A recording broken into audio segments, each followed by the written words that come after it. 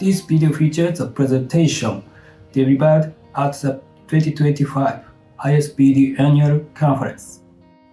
I am Hidetoshi Matsuura from Liva Corporation, and I will just introduce. I will speak on the theme Bipolar Disorder and Employment, insights from peer-led activities through web media, support groups, and vocational support services. My English is not very good, so I will be reading from a script for this presentation, but I would be delighted if you could listen to the end. First, I will disclose any conflict of interest. Allow me to introduce myself. I am Hidetoshi Matsuura, 43 years old, and I live with Bipolar II Disorder. I currently serve as the head of the Bipolar Division at Liva Corporation, a department I believe to be unique, not just in Japan, but maybe anywhere globally. My primary responsibilities include managing a web media platform dedicated to bipolar disorder and overseeing a vocational support center for individuals with the condition. I also hold national certifications as a certified public psychologist and mental health social worker. I will explain about Liva Inc., the company I belong to. Liva is a company established in 2010 that tackles mental health challenges. Headquartered in Tokyo, we operated 10 locations nationwide.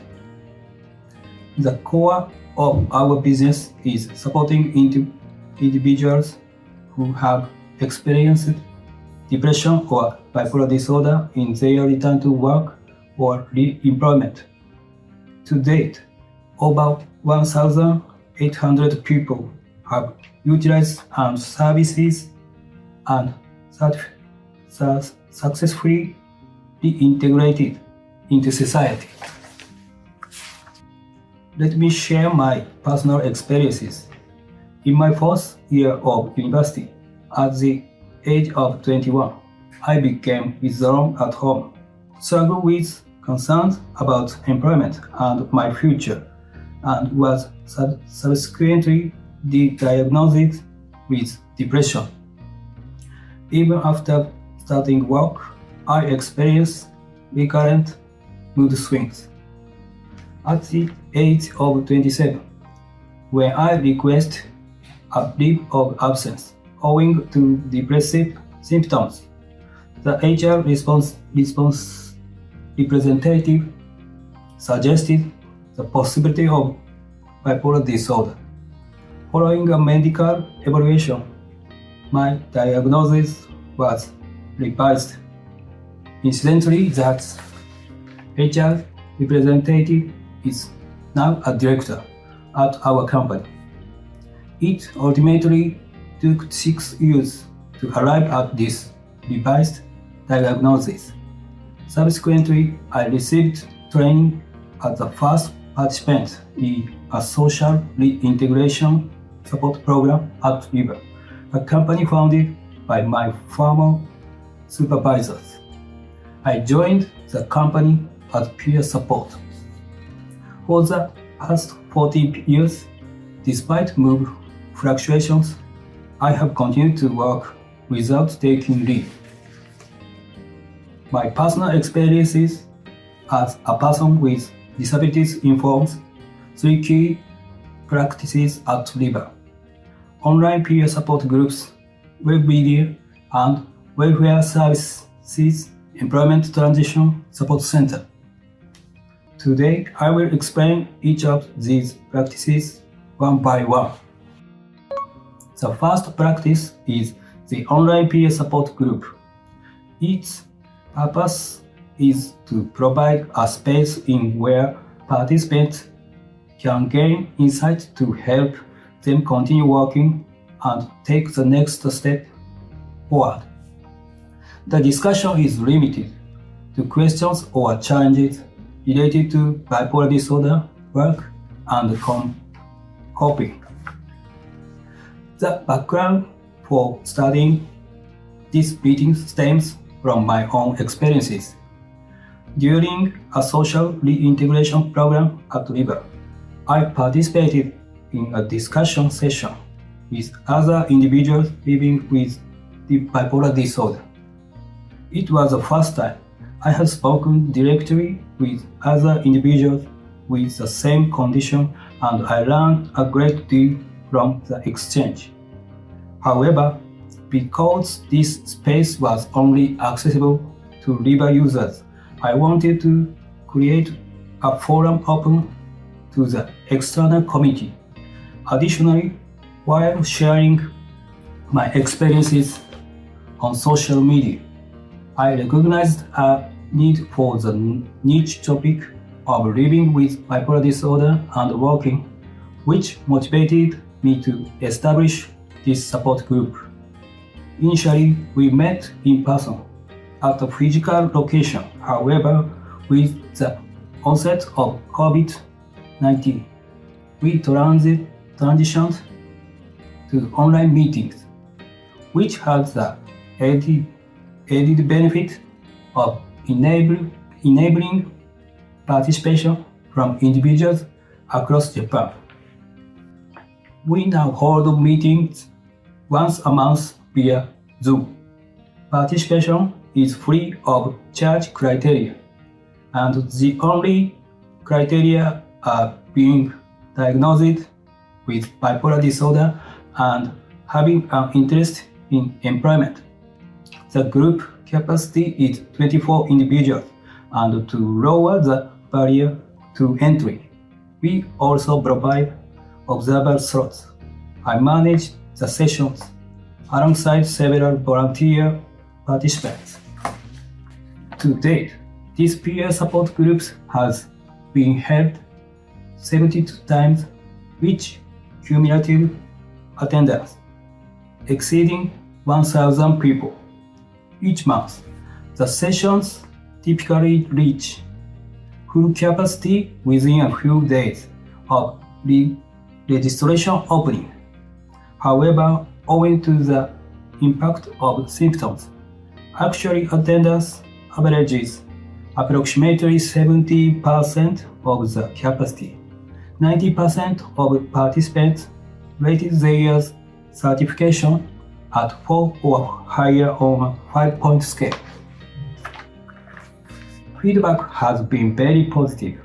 For example, one participant stated, "What I truly needed wasn't just someone to listen to, but empathy."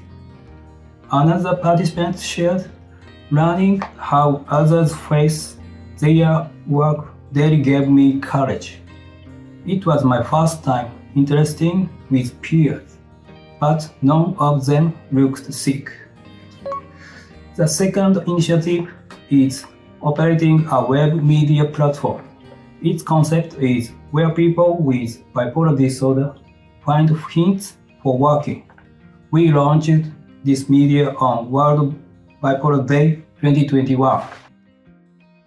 The background for its launch stems from my own experience. After being diagnosed with bipolar disorder, I struggled to find hopeful online information when facing employment challenges.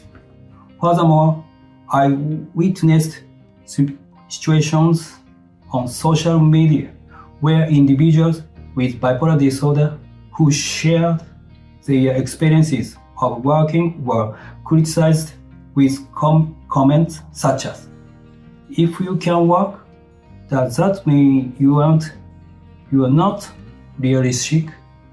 leading them to stop sharing. This creates a sense of crisis in which valuable information for working disappeared unnoticed. There was also the aspect of creating a system to sustain what had been a small-scale personal effort by making it a part of company operations.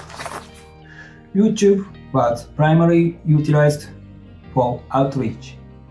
We actively invite individuals to appear in cameras or share their employment experiences. We intentionally planned video content featuring faces to convey a tangible sense of their real existence beyond text or voice. We also collaborated with experts such as psychiatrists and psychologists to provide evidence-based knowledge. Portions of videos are also published as text on the web media, making them accessible to those who find video stimulation difficult. As of August 2025, our YouTube channel had 17,500 subscribers and 3.05 million total views, while our website receives about 155,000 visitors annually. Viewers have shared comments such as hearing from individuals who are actually working is a huge help, and showing this video to my co-workers helped them understand my situation. We believe this media presence is helping individuals accept their bipolar disorder and better manage their symptoms. The third practice is the Employment Transition Support Center, Japan's first employment transition support service, established for individuals with bipolar disorder. Our concept is managing the ups and downs of bipolar disorder while aiming for general employment. We launched operations in Tokyo in January 2025. My own experiences also strongly influenced my background in establishing this facility. After repeatedly taking leave and changing jobs, I believe that my experience of maintaining continuous employment for over 13 years, following my training at Liva, can be put to good use. I believe that this experience can be put to good use effectively. Existing employment support services often struggle to allocate sufficient time to address challenges specific to bipolar disorder, such as the self-management of mood swings. Let us now explain the program's content. We provided program's content on 4 main content categories: improving daily habits, enhancing coping skills for bipolar disorder, practicing business skills, and rebuilding careers. Since only individuals with bipolar disorder participated, they deepened their daily self-understanding through peer interactions. Additionally, we offered mental health education based on the personal program and utilized tools such as the Wellness Recovery Action Plan to help participants create their own personal user manuals. One distinctive feature is the use of wearable devices. We lent devices to the participants to collect and visualize object data such as sleep duration, and step count. Based on my own experience, my average sleep duration was 7 hours. When sleep falls below 6 hours, it signals hypomania. When it exceeds 8 hours, it indicated a depressive state. Similarly, fluctuations in step count above or below the baseline value can be used to visualize signs of manic depressive episodes. We encouraged users to use wearable devices to detect early signs of mood fluctuations and enhance their self-monitoring capabilities. Next, the results. Currently, 24 individuals utilize the service 8 months after opening, and 7 have secured employment. Approximately 80% of users were individuals who left their jobs. Those in the 30s comprised the largest group, accounting for more than half of the total. The primary reason users chose this center is its specialization in bipolar disorder. Users report that interacting with peers facing similar challenges allows them to avoid feeling isolated and to think constructively about their future employment. Furthermore, 4 of the 7 employment support staff members were individuals with bipolar disorder. We consciously practice working in regular employment while managing the ups and downs of manic depressive episodes. Furthermore, to scientifically validate the effectiveness of our support, we are conducting joint research at the University of Ryukyu. We analyzed the factors contributing to employment successes by combining data from wearable devices with cognitive function assessments. Let me summarize today's presentation. Our 3 practices focuses on the following 5 key points. The first is being person-centered. Second, clear theme specialization, leveraging our expertise as in employment.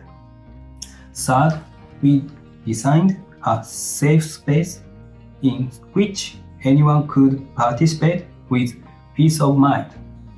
Fourth, systemization for continuous operation and provision. Fifth, knowledge circulation applies the insights gained from practice to subsequent support and content development. We will explain this 5th point in detail. We address the root causes of distress in the online peer support groups. We then systematize this into information that connects to the future through web media. Finally, at Employment Transition Support Centers, we put this into practice and implement it as skills at thriving in society. The news insights generated and then fed back to the community. We place great importance on these elements.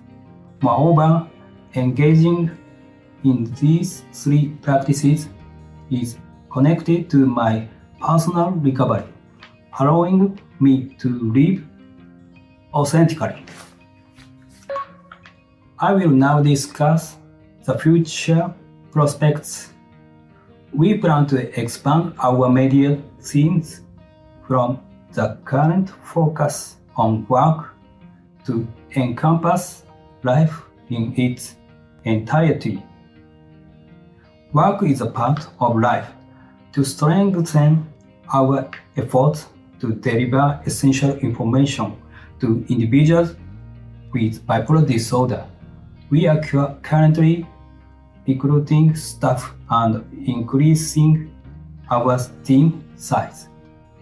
Furthermore, we aim to strengthen international collaborations, bringing global examples to Japan and Japanese experience to the world.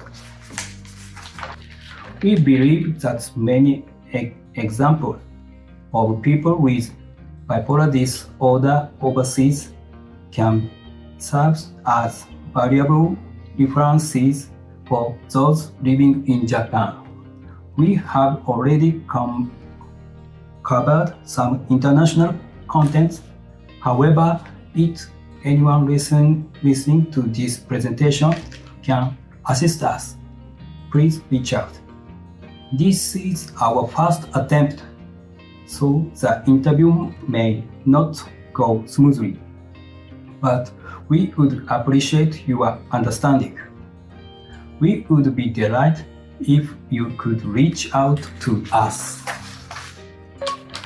Finally, we present our division's vision.